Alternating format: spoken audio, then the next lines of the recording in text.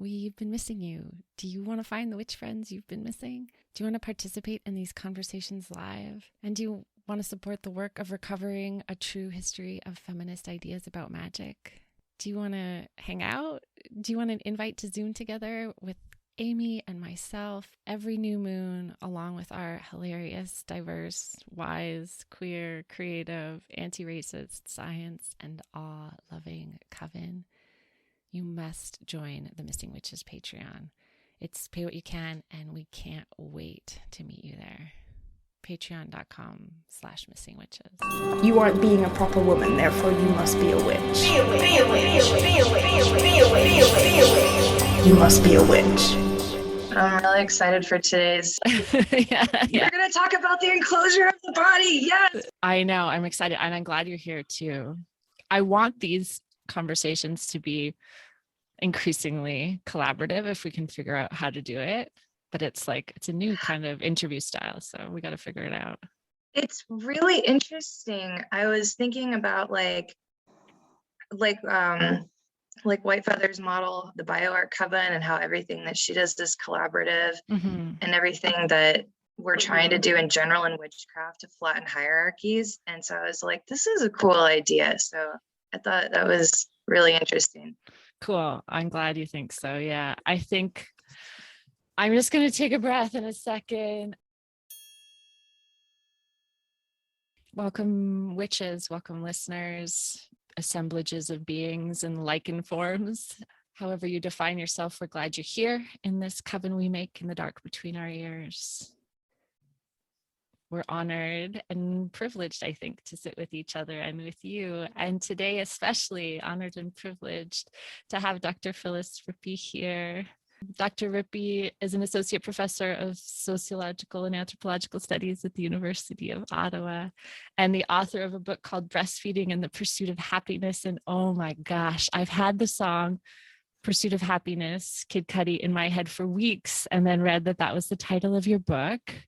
And all I want to think about is our rights to pursue happiness, and witches and women's bodies and people's bodies' rights to pursue happiness. And I'm so glad you're here, and I want to know everything you know about witch hunts and breastfeeding.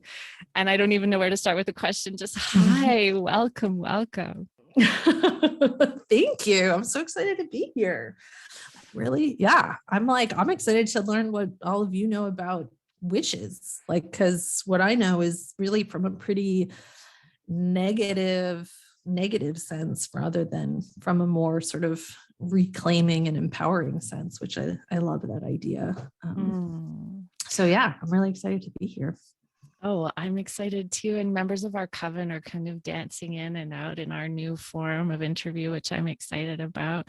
Maybe could you start by telling us some of what you discovered in your research about this relationship between witch hunts and breastfeeding? Yeah. So I'll just say also to preface it is that sort of my work on breastfeeding in general came from, in 4 days, it'll be 20 years ago when my first son was born. And I went into it being like, I'm going to breastfeed. I remember they asked in the hospital and they were like, oh, what are your plans? I was like, well, I'm going to do it for a year, but if I give up at 6 months, that's fine. But I was like, I had read everything. I was going to do it all right. And then reality came, and I had this enormous baby. He was 11 pounds, 10 ounces. And yeah, he was enormous. I think it was untreated gestational diabetes, anyway.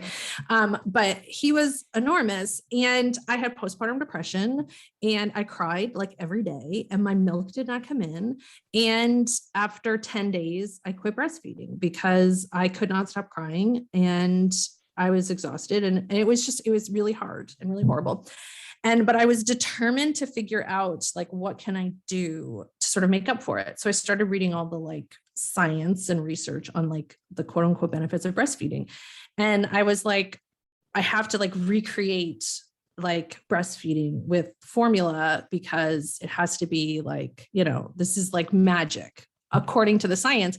And then the more that I read, the more I was like, this isn't magic. This is this. I mean, it's magic as in our bodies are magical things that can do magical things, but it's like, it's not going to, like, I don't know that it really makes a difference. And I started to just see the ways in which sort of power structures and elites were creating these sort of narratives around breastfeeding that I saw as very much a backlash against the progress that women had been making in society at large, that there was this sort of, alongside with pressures to breastfeed, also were concurrent with this idea of women needing to return to a kind of domesticity in a way that we couldn't say anymore in terms of like being a housewife, because that was no longer normatively acceptable, but to sort of suggest that, oh, babies around the world are all going to die if they don't breastfeed. It's like, oh shit, I want to like be a good mom. I want to be a good person. So I better breastfeed. So I started to just have questions about it. And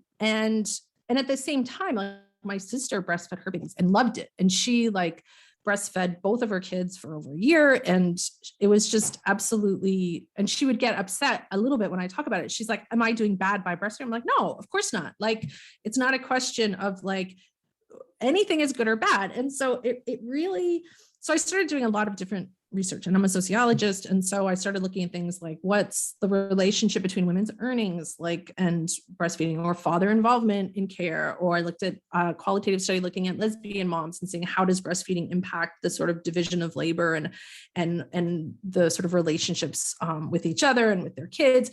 And I just started to find more and more that there's this pattern that when there is a primary parent who breastfeeds, that that person tends to become much more responsible for the needs and wants of the child. And it can start to introduce this kind of pattern of work and labor, and of also like the expectations of what particular parents are supposed to be doing. So for my book, it started just sort of exploring all of these ideas. And there were other people who had looked at this. Like there's a sociologist, Linda Bloom, who wrote sort of one of the first Pam Carter in the UK and then Linda Bloom in the United States wrote in 1995, then 1999, the sort of first sociological critiques of sort of breastfeeding promotion. And there've been lots of debates by feminists about like, like I've attended a few times a conference, like a breastfeeding feminism conference, like what's the feminist argument? Should it be like, what should it be? Should it be like, get everyone breastfeeding and we need to support people breastfeeding? Or is it like, then some feminists came along and were like, no, it's oppressive to breastfeed. Everyone needs to bottle feed, or it doesn't matter. Like just choose whatever you want. But that always seemed really simplistic to me, because I'm like, well, some people can't choose to do it. Like some people get harassed if they do it. Some people, like, no matter what you do, you are like, you're fucked. Like you're supposed to do it for like a year, but 1 minute longer, and then you're a pedophile. You do it like less than that, and you're murdering your child. Like if you do it in public, you're like, you're showing off and you're an exhibitionist. If you do it at home, well, you're not working, and so you're not like engaged. Like no matter what. And to me, I just really started to see breastfeeding as so fundamental to the construction of like gender, and really the moralizing of breastfeeding as really central to the construction of what women are supposed to be. And so my book is really looking at sort of that historically, and sort of how that has been done. And what I realized is this has been going on for thousands of years. So in the Bible, for instance, there's all kinds of, like, I have a whole chapter right before the witch hunts, which I will get to, I promise. But so the witch hunts are in the Bible. Like I talk about rhetorically how this idea of a land of milk and honey is actually, I see it as a rhetorical call to the maternal body, and that there's sort of this idea, we can think of it as politically as, somewhere around Israel, of like, oh, it's this place that happened in the Exodus story that, Moses brought people to this land of milk and honey. But you can also see the ways in which women's bodies are used throughout the Bible to be sort of associated with this sort of like lush, comforting loving place. And it's not just Christianity, like in Judaism. Islam has a recommendation in the Quran that women breastfeed for 2 years.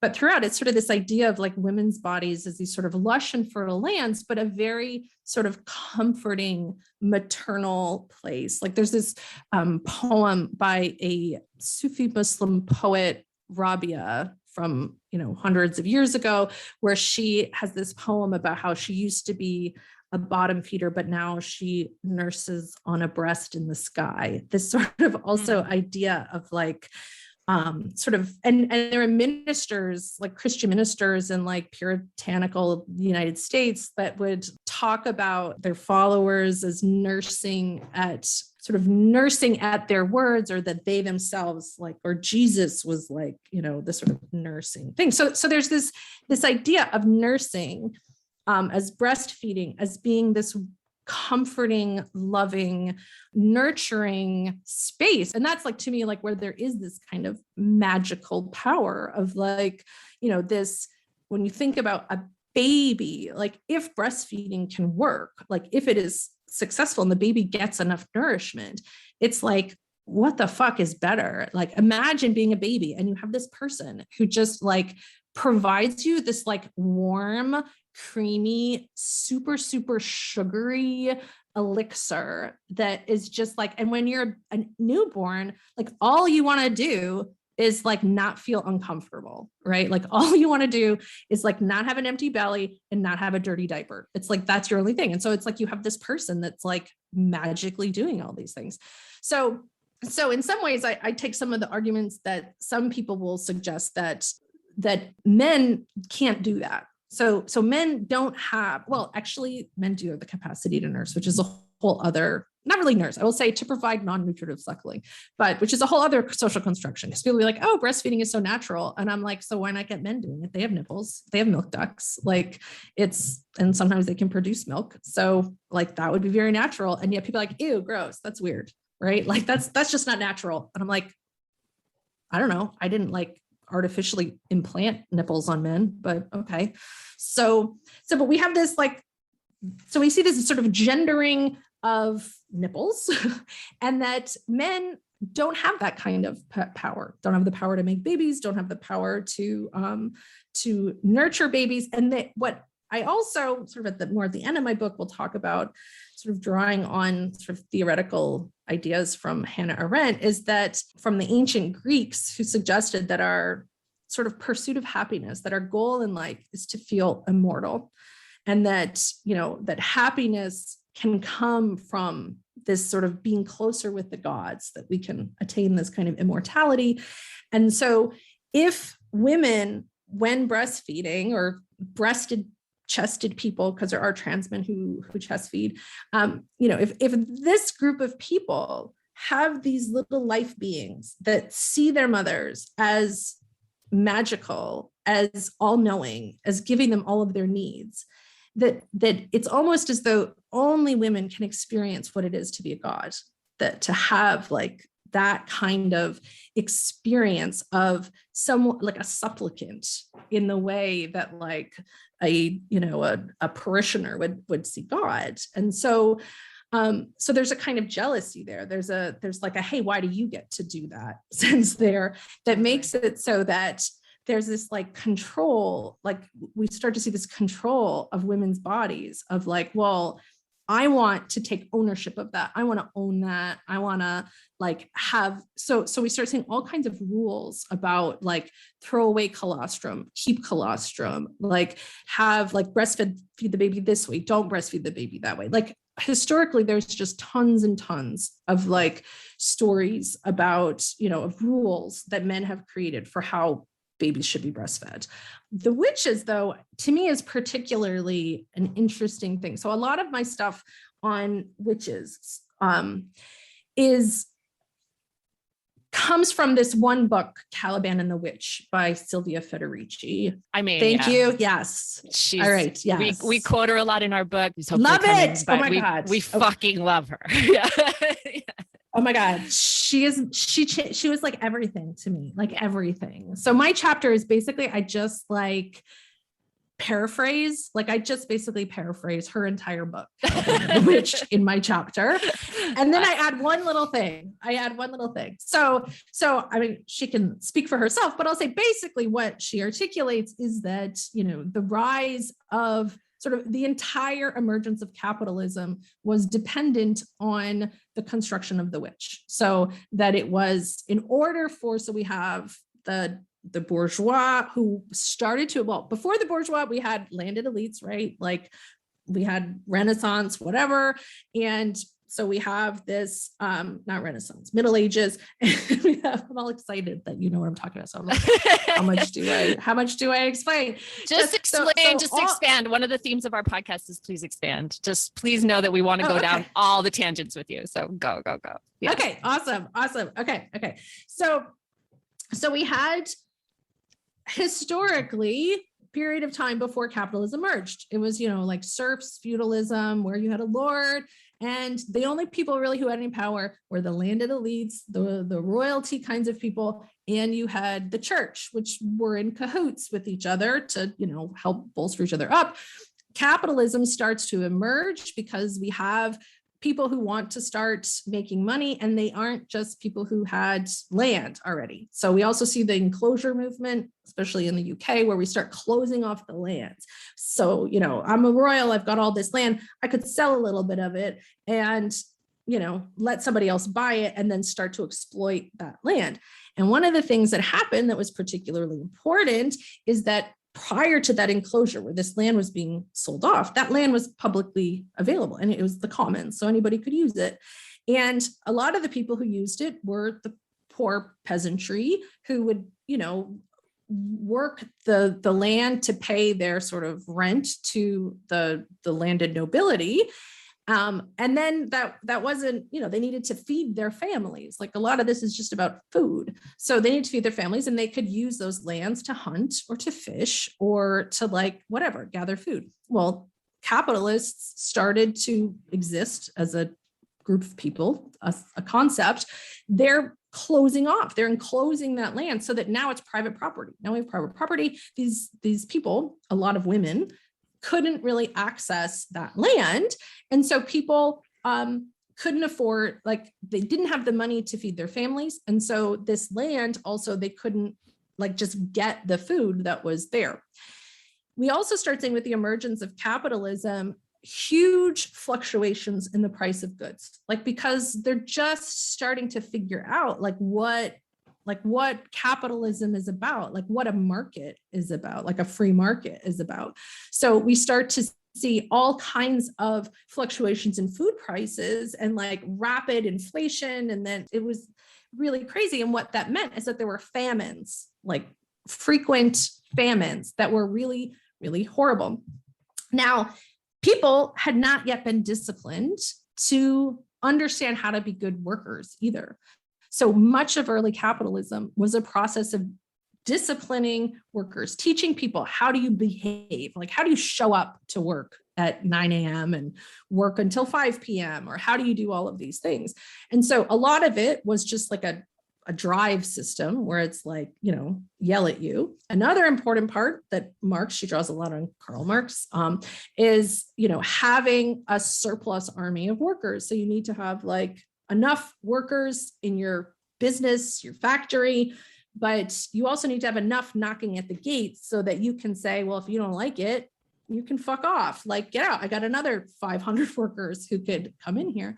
So it's a pretty bleak experience, early capitalism. And so the big question that Marx never answered, that the brilliant Silvia Federici started to figure out, was why did people go along with this? Why, how was it? It's this sort of question of primitive accumulation. So primitive meaning early accumulation of the capitalists. How did they get away with this? How was it that people weren't go fuck yourself? I want this land, I'm going to tear it down and kiss my ass. This is bullshit. I don't like it, right?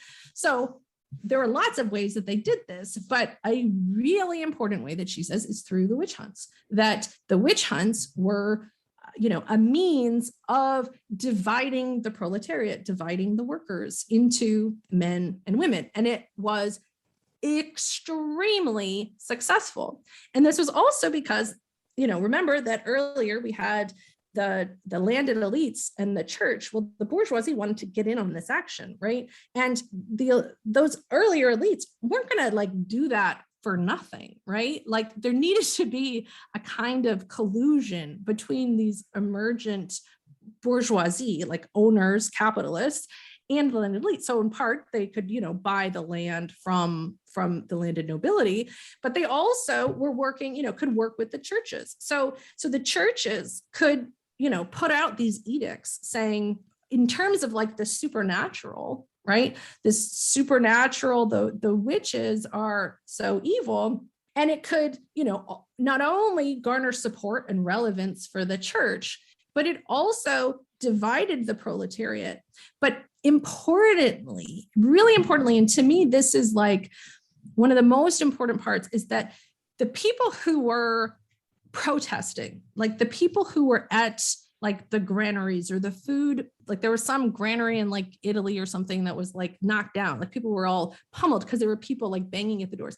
The people who were best able to protest this were grandmothers. Okay. So grandmothers, because the moms are looking after the kids, the dads are having to work, assuming a sort of heteronormative family structure, but it's that grandmothers are responsible for food, right? Mothers and grandmothers were feeding their families.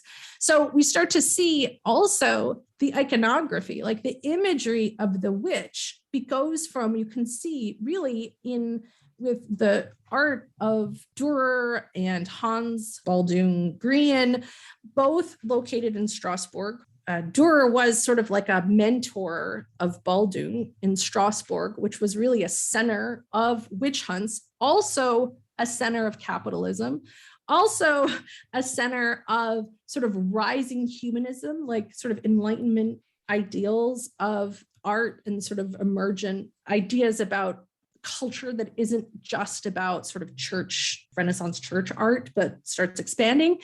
And what we can see in their art is that whereas witches in the past, and this is the one thing that I add that Federici didn't really talk about, is that what we start to see is a shift in the presentation of the breast in their art.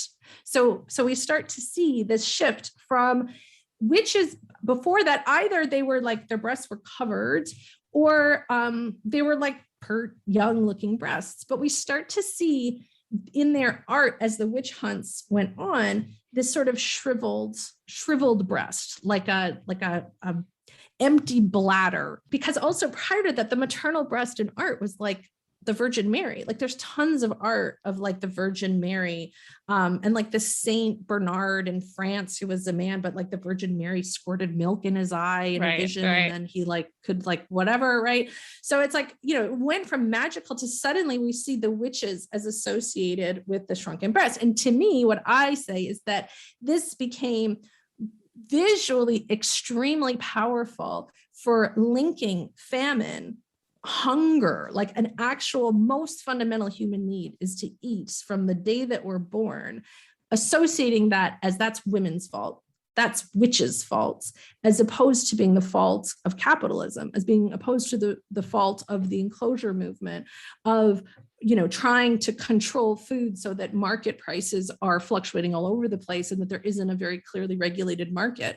So by visually associating witches and they're also in the Malleus Maleficarum, there's a whole chapter on how witches steal the milk of cows and other animals. There's tons of stuff about stealing milk and stealing, making butter, and it says in it, do not, be careful not to share your milk, any food you have with a woman walking by, because that she could use that to curse your family. So it's also don't share. Don't share your stuff with anyone else, because witches are gonna get you. And to me, I argue that, that we can see this also. We can see a parallel now with formula, because it's also that witches had these frothing brews, right? It's they're cauldrons with, scattered dead babies all around them, and these, emaciated, skinny women with these dripping, yucky breasts. It's they represent infant mortality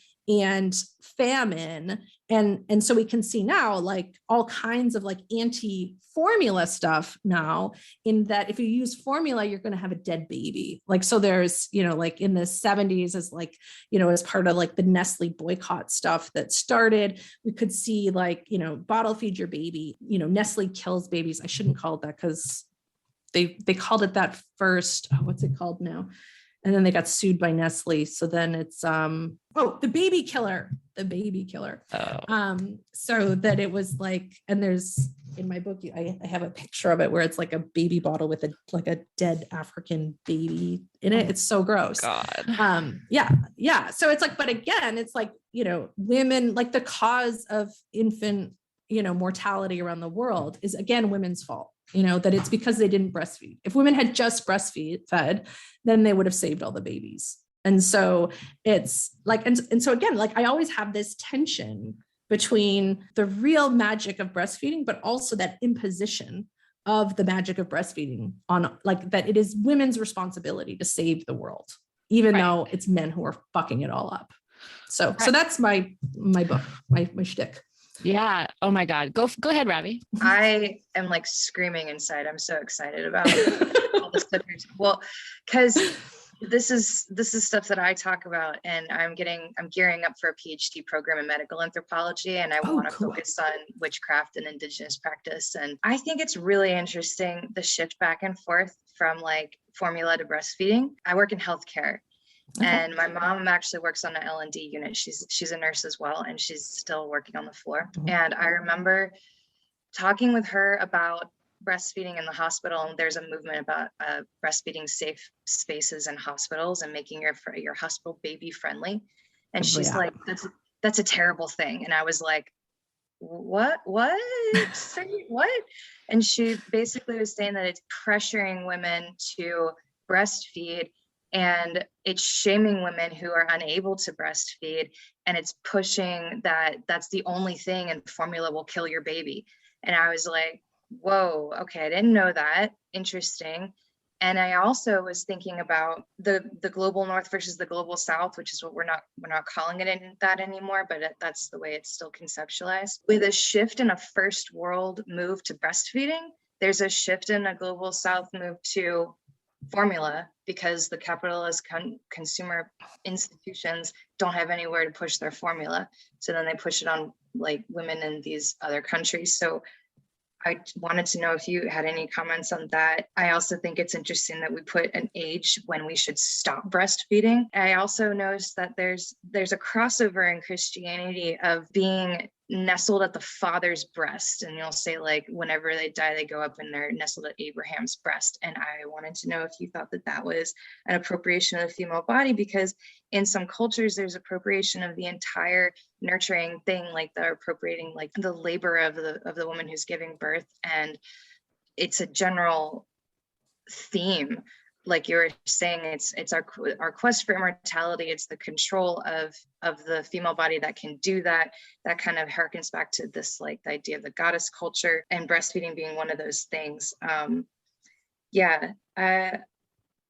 gonna stop rambling, but wondering if you can... No, oh my God, there's so much good stuff in there. You're not rambling at all. I just like pulled up my notebook to like take notes. So make me go back, because I can't go off forever, obviously. So make sure, I want to come back to it all. Okay, first, hospitals and baby friendly. So I'm with your mom. Like it is, and what is bothered me the whole time in all this research that I've been doing is that actually a lot of these practices are not evidence-based. Like they're not based in actual science. They're based in arguments that I found out in doing my book have been arguments since like Rousseau, like since 1700s, that people have been saying. And some of these things, like a lot of the stuff about like the dangers of formula were true when formula was first invented in the like late 19th, early 20th century, but isn't true anymore. Like people be like, oh, it's just sugar. It's like, well, so the fuck is breast milk. Like breast milk is just like super sugary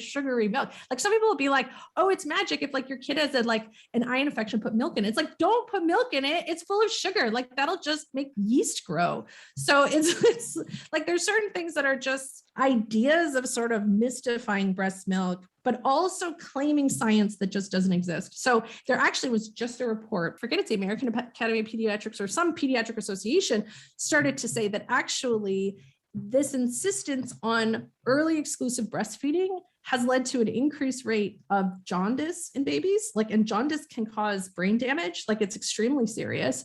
That supplemental milk, like they always said, like, oh, don't give any supplements, don't give anything because that'll interfere with breastfeeding. It doesn't interfere with breastfeeding. Like my sister breastfed, I mean, it's anecdotal, like, but you know, she breastfed for a year and a half or whatever with each of her kids.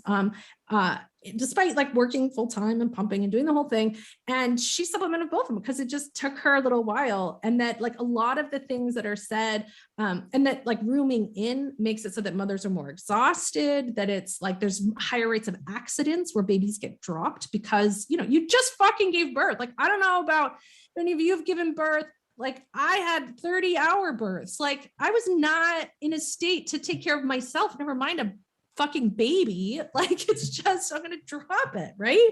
So exhausting. So it really emphasizes with no real evidence. And actually one study I found that I talk about, because I talk about this baby friendly hospital initiative. And one study found that these initiatives also only apply in the like labor and delivery area. Like there can be all kinds of baby unfriendly shit in every other unit on the hospital, like no space to breastfeed, no place to pump, no place, like there aren't things to like support the breastfeeding anywhere except where the babies happen to be born. So we still see this like relegation of women to like one space.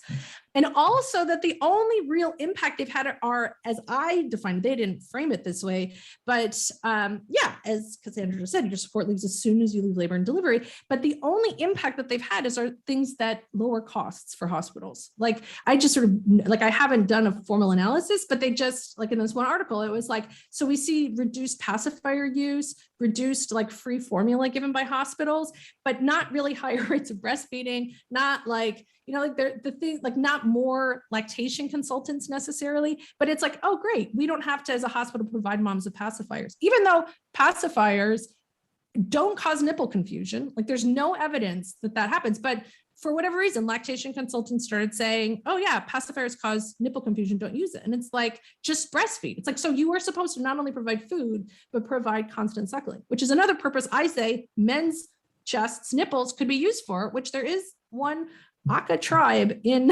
Western Congo where men do provide non-nutritive suckling to babies. And I'm like, it's like, well, that's not natural, but a pacifier is natural. I could go on forever. Sorry. I want to highlight that point and the way that the gender divide of the body, like this sort of long-standing shaping of the body, that this body does this and this body does that, is used to control women's experience and also men's experience. Like for my partner, it was incredible. As you said, like you don't have an experience of God. You don't get to bring life into the world and you can't sustain life. So just go fucking put your shoulder to the wheel. And, you know, you're going to be used for production in this way, and you're going to be used for production in this way, and stay in your corners. And I know like jealousy is like a way that it was maybe experienced, or I think jealousy comes through in a lot of it, but also just like sorrow, detachment, like wanting desperately. He would have carried her, he had tears in his eyes. He would have carried her. He would have breastfed. Like if he could have had that closeness with her, he watched us just like, and just cooked and cooked and cooked, like sort of mourning his inability to have that. And I think love that. I think it damages us all. I mean, we all know that like patriarchy breaks us from the magic of each other and the magic of our potentialities. And I love this idea of like ungendering the care that a body could give to a tiny body. I love that. I love the magic in that. Yeah. I love that idea of sorrow. Like, and because I do think like I very much subscribe to, like, if I were to, I have a few critiques of it, but generally would say that like if I were to situate myself theoretically, it would be within like care ethics. And to me, so fundamental to that sort of theoretical body is the human need, not just to receive care, but to give care. And that I do think that what is so damaging about sort of capitalist and patriarchal development has been in the denial of the opportunity to provide care for others, like, for especially for men, and for women is the burdening with only, oh my God, Robbie, this is your dissertation. And that with women, the burdening only to not get any care, right? It's like that there are givers and there are receivers, as opposed to sort of integrating that within everyone. And I think also that also goes back to Ravi's third point or question about, the appropriation of women's bodies and fathers' breasts. And I think that what is interesting is that there is absolutely a desire to be to get the value without putting in the labor. It's like, I want to be the god, but I don't want to have to have sore nipples. I don't want to get cracked and bleeding nipples. I don't want to have to get up in the middle of the night. So which to me is the nature of appropriation of anything, any kind of cultural appropriation is being I want to wear the cool, native headdress and look really cool at Coachella or whatever, but without having to actually experience, what it is to be a person, right? Dehumanized. And, it's you just want the coolness of it. So I think there's a really similar thing. Totally. There. I mean, and we've looked at the way that the witch hunt is used over and over again in the history of colonialism. It takes these different forms in different countries, but the witch hunt is played out again in Brazil. And capitalism sort of plays it out again in India. And it's an ongoing way of taking women who have a little bit of land or who have a little bit of creative power or a little bit of space and then blaming them for the death of the cow or whatever, and blaming, a healing. Totally. Go. 100%. And that, I was getting really excited because that actually brings me into Ravi's second question about sort of the globalization stuff, but also, so I also went to Indonesia as part of my research because what I knew, 2009, Indonesia made exclusive breastfeeding for 6 months mandatory by law. And so they made this, it's so fucked up. And some activists were they were oh, this is great for women. And I'm are you fucking kidding me? How can it be great that by law, and they're oh, well, we're not going to punish women. Babies have to be breastfed exclusively for 6 months, but the punishment is for people who interfere, because this assumption is also always that women are going to love breastfeeding. And if we just break down the barriers, all women are going to be la, this is amazing. And it's no, some women really fucking hate it.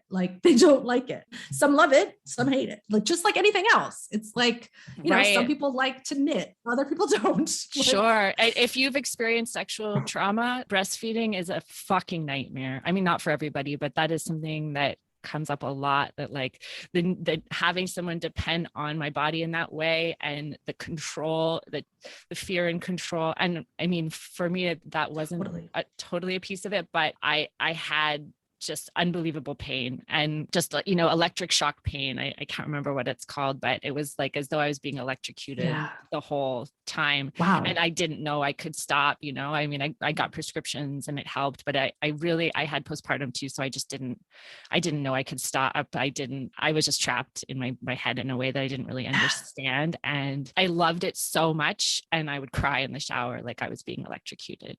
And then when I finally got some help from a lactation consultant, the pressure was for her to have surgery to cut all, because she turned out she had 5 ties. She had tongue tie, 2 lip ties.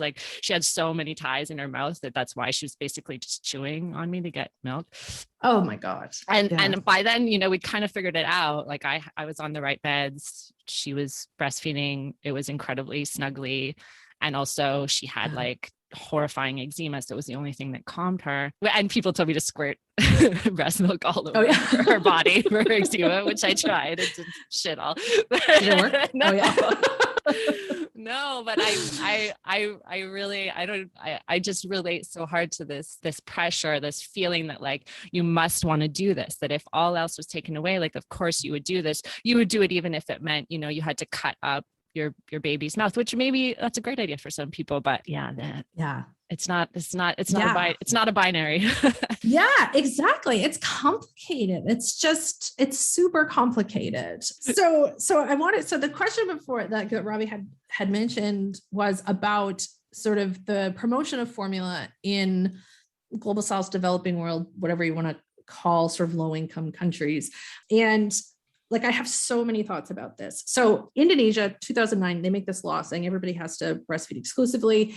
And that it's not if you don't breastfeed, it's if someone stands in the way, you can show that somebody stands in the way of the law that are like of your breastfeeding, that person, presumably your employer, your husband, partner. or partner, or your mother. Okay. Right. And in Indonesia, they're talking about husbands because it's extremely heteronormative, primarily Muslim. So not that Christianity isn't fucking heteronormative. So they have this law. And if any of these people stand in the way, they can face something like the equivalent of like a $12,000 fine, which is like the average earnings of like a person for a year in Indonesia, a year in jail, or other kinds of sanctionings. And like if a doctor is the one who, gave you formula, that then that doctor can like lose their license or something. So apparently like this law has no teeth. Like it has never been enforced. It has never been like, you can't even figure out. It's like really written in this sort of weird, vague way. So I went to Indonesia to be like, what the hell is going on there? Like, why is this law there? And I assumed that this was like lactivists that have put it out there. So I ended up with this fucking amazing research assistant. It was like the universe brought her to me, and her name is Ending Pursari, and she was amazing. And she was like my translator, and we ended up talking to like all these moms, and also talking to different members of different organizations. And one of them was a woman who was a head of this organization called IMI ASI. So ASI is the Indonesian word for like breast milk. So I spoke with her. It's kind of like a La Leche League, but in Indonesia. And so I was like, did you all support this law? And she's like, we didn't support this law. We thought it was nuts. Like we wanted, like they were following all the other kinds of international breastfeedings, like La Leche, like all the other things, saying like, we want more supports for breastfeeding. And we didn't want to mandate it. Like, we just want to help women do it. Like if women want to breastfeed, like they provide, they have like a Facebook group and they offer help and supports for helping women learn how to breastfeed.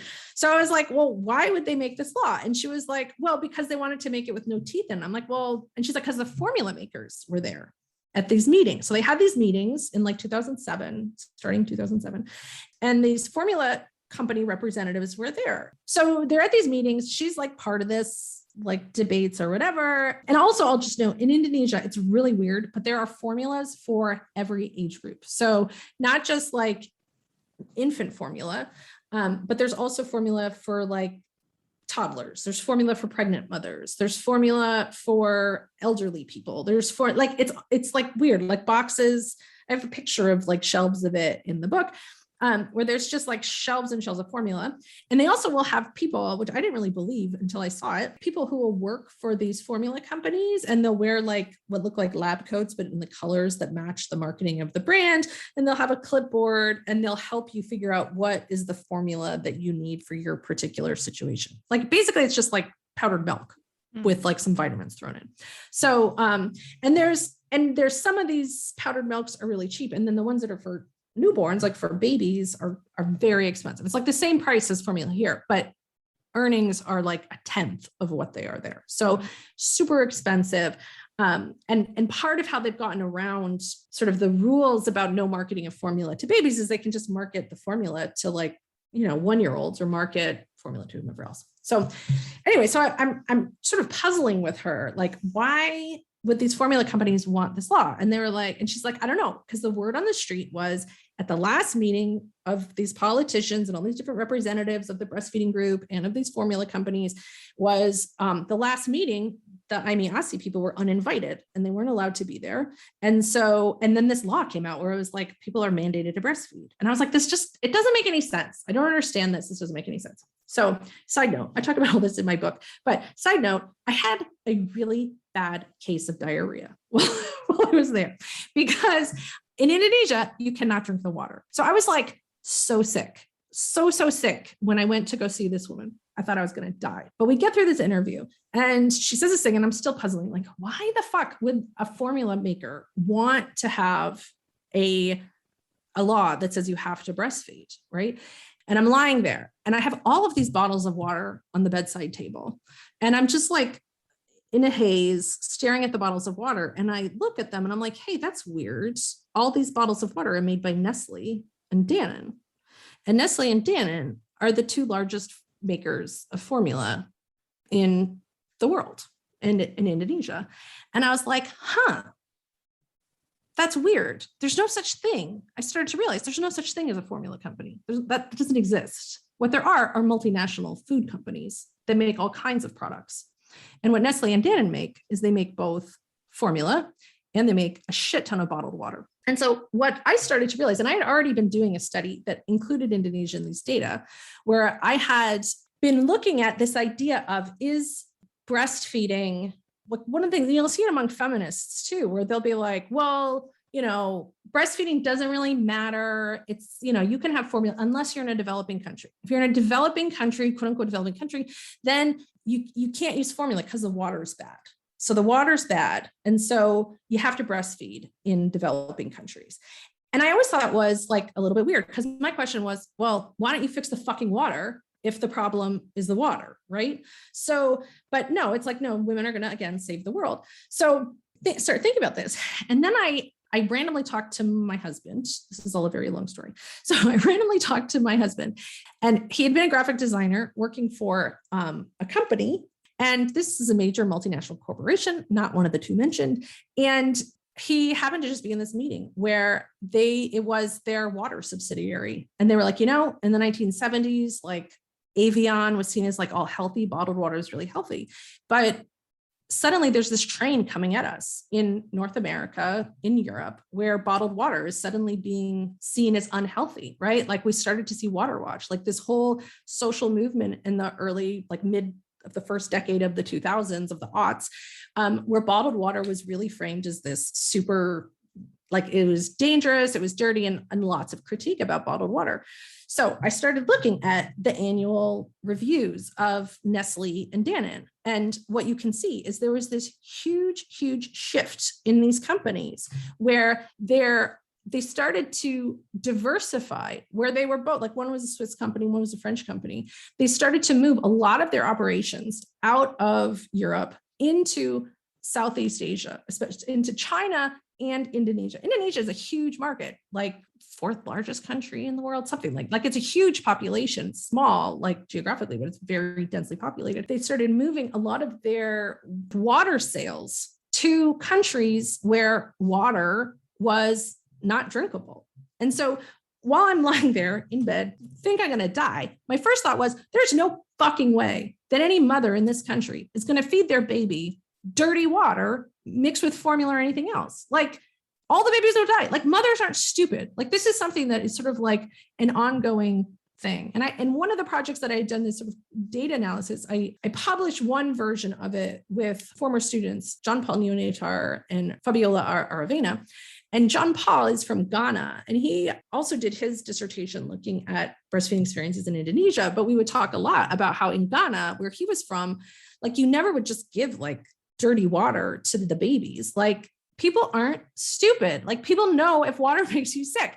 So in his village, they had, they would use like river water, but they would boil it. So they would always boil the water. And I'm like, I don't believe that the problem is water. I don't believe that the problem with, in sort of developing countries is that the water isn't clean. The problem, I am convinced, is that people don't have access to adequate formula. And so they feed babies things other than formula or breast milk. That what they feed them are things like soups, they feed them banana, they feed them all kinds of food that the human gut can't handle until you're about 6 months old. So, but what I also realized, I don't know 100%, I'm always afraid I'm going to be sued by Nestle or Danone, but so I want to put this all with lots of caveats. I don't know this for sure, but if you read the annual reports, what you do see is the CEOs of both of these companies are like, Southeast Asia is where it's at.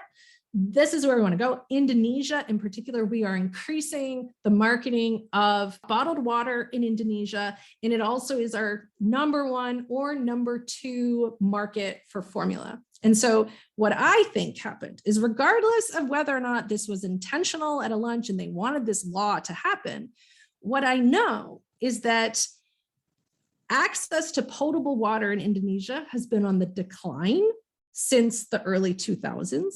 There has been fewer initiatives to actually make tap water drinkable and accessible. Bottled water drinking has been on the increase over these numbers of years. And what I suggest is that a lot of this sort of language and rhetoric about formula being bad for, babies in developing countries has actually provided free marketing for bottled water producers, because it's like, look, the water's not safe. It kills babies. It kills babies. It kills babies. And to me, it always goes back to fix the fucking water. And I started to ask some of the women. So the woman with the Anya Ase, I was like, well, why don't people just fix the water? And she's like, well, that would be too hard. And then I asked these other two women, and I said, well, okay, three women. And I said, imagine you could wave a magic wand. You could wave a magic wand and you could get every baby breastfed for 6 months, or you could have access to clean drinking water for everyone in the country. What would you pick? And guess what they said. If they didn't pick the clean water, then I think my heart is broken. They all picked breastfeeding because they were convinced. They were like, well, we can boil the water. We can get bottled water, but you can't match what's in breast milk, because breast milk is magical, right? Breast milk has the antibodies. It has, all these. So it's like, we have convinced the world that breast milk is the solution to COVID. It's the solution to eczema. It is the solution, to cancer. I believe that formula needs to be fucking regulated. There are real, there's melamine in formula. There have been problems when formula is not adequately regulated. Babies will die. Babies will die if you get them hooked on formula. See, what happened with the whole Nestle thing is and all this dead baby, a lot of it I think was just fear mongering. But I do think it is true that if you give a baby formula and you stop breastfeeding is supply and demand, right? The more you breastfeed, the more milk you're going to produce. So if you start introducing supplemental feedings of formula, your milk will you'll produce less milk. And so if you give someone, let's say in Indonesia, a $30 can of formula, and let's say they are not working, their spouse earns $100 a week, let's say. If she uses that can of formula, her milk dries up. She's not going to be able to replace that formula with another can of $30 formula, right? So I do think that the marketing of formula when you're giving away free samples, it can interfere, it can make it so that then a mother's milk dries up and then she doesn't have any more. Although she could keep breastfeeding more and produce more milk. And then in the interim, you could have free fucking formula that you would give to moms to help them. But when we have vilified formula as a witch's brew that is going to murder babies, it makes it so that you can't you can't do that. And so to me, again, it goes back to the quote unquote baby friendly hospitals, where it's who is killing babies? There's the death of babies that comes about through form or breastfeeding promotion because of just this insistence that any drop of formula is going to kill a baby. And it's no, formula is fine. Formula is just fine as long as it is prepared with clean water, as long as it is heated to kill any corona bacteria or whatever that stuff is called. You have to learn how. But even learning how to prepare formula properly, people are denied information. I have a former colleague who wrote a book. I'm forgetting the name of it. Her name is Leslie Frank. Super interesting book. She's Canadian. She's at Acadia University, where I used to be a professor. And she wrote a book looking at food insecurity and infant food insecurity. And so she did all this research talking to low-income moms about what do they do when, if their babies are fed formula, what do they do? And many of them said they just sort of figured it out by reading the can. That's how most women learn how to feed formula, because there's such pressure to formula feed or to breastfeed that doctors and nurses are not allowed to give out information about how to formula feed unless they can ensure that they have done every single thing, and that the mother has to say, there is no fucking way I will ever put my breast to my baby's lips that tell me what I need to know about. If you have any hint that, well, maybe I'd like to try it, then you are not allowed to talk about it. And so what Leslie told me, I don't know if this is in her book, but what she told me is that she had such a hard time. There was like some word that there was some like piece of paper that like said how to safely formula feed. And she was like, can anyone give me access to this? And like, no one would give it to her. And so she finally apparently like knew the graphic designer, like, cause she's like from Nova Scotia. She knew the graphic designer who gave her the like copy of what this thing was, because nobody in public health would give it to her because they were like, well, we don't want people to know about it. And it's like, how fucked up is that? Like, how fucked up is it that we don't want people to have access to information on how to safely use formula because like we want everybody breastfeeding? Yeah. It's just, and like, how is that supportive? Let's be honest. It's not breastfeeding that kills babies or formula that kills babies. It's poverty that kills babies. It's fucking capitalism, right? That kills babies. Yeah. Exactly. Oh, witches. I'm going to include you in my witches, Dr. Rippey. I'm going to. You can call me Phyllis. Phyllis. Whenever I interview a PhD, a professor on the show, I do like to call them a witch doctor because I like that there's so many fucking anti-racist, badass feminists that are disrupting power structures and reaching out to heal each other with care, and may not define themselves as witches, but I hold them in the pantheon of people that I am learning about how to be a witch from. And so thank you for being here, and thank you for your work. I feel really emotional thinking about it, thinking about my own memories from that time, and thinking about all the people listening and all of their complicated relationships with mothering and babies and care. I'm really choked up. I don't know why. It's so fundamental. It really is. And I meant to say it before. I can't get so wrapped up in what I'm talking about, but I'm so sorry that you had that experience, that, and just that, like, I know what that was like, that the pain and it's just, there's nothing like new motherhood to just be so absolutely feel so alone. And yet you suddenly have this other person just stuck to you. And it's really hard. And anyway, I'm so grateful to have been here and to get to be a part of it. And I'm going to start calling myself a witch doctor. Good. I want to, I'm going to look into joining your coven, because I'm just like fuck all the fuckers. Yeah. So.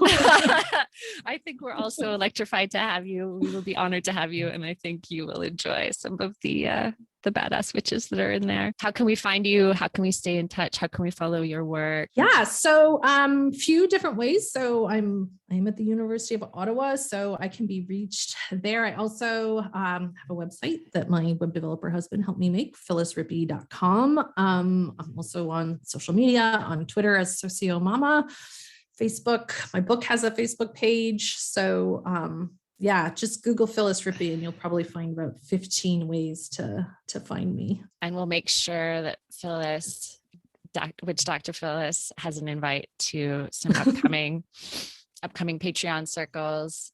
I'd love that. Yeah. And we'll make sure we all find each other again and keep amplifying this important work. Listeners, coven members, thank you for being here.